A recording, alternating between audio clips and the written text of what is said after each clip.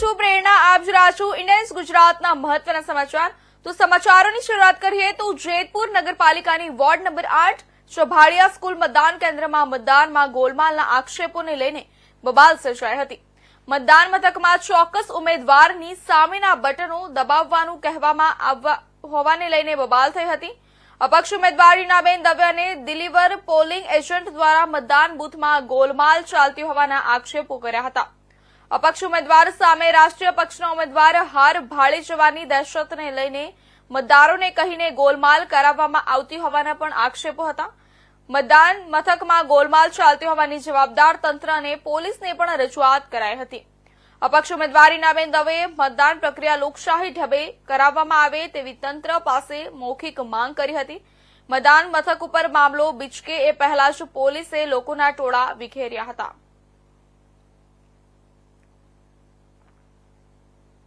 Reenaben Gautam Kumar Dave ward number 8 ની અપક્ષ ઉમેદવાર ભારતીય જનતા પાર્ટીના 1 થી 11 બૂથમાં ભારતીય જનતા પાર્ટીના લોકો પબ્લિકને દબાવીને મતદાન કરે છે અને અત્યારે એ લોકો હાર ભાડી ગયા છે।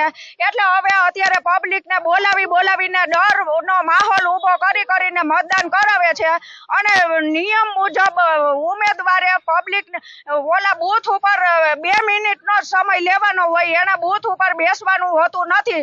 છતાં ઉર્વશી કાપડિયા મારું નામ છે। મને બૂથ રિલીવર માટે થોડા ક્ષણ માટે મને અંદર બોલાવી હતી। ત્યાં મેં પગ મૂક્યો, ત્યાં જ મને 5 મિનિટમાં બધી ખબર પડી ગઈ કે અંદર શું હાલે છે। સરકારી માણસોથી લઈ અને પોલીસ વાળાને કમ્પ્લેન કરી, જોયું એ ભેગું કે અહીંયા આવી રીતના ઘાલમેલ હાલે છે।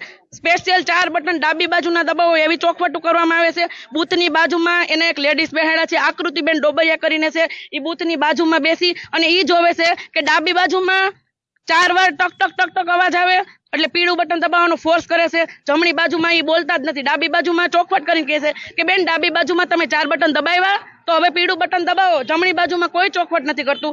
અને બીજા ઉમેદવાર છે જે હિરલબેન પંડ્યા કરીને, એને અંદર આવવાની છૂટ છે, તો સુમિતાબેનને અંદર આવવાની કેમ છૂટ નથી?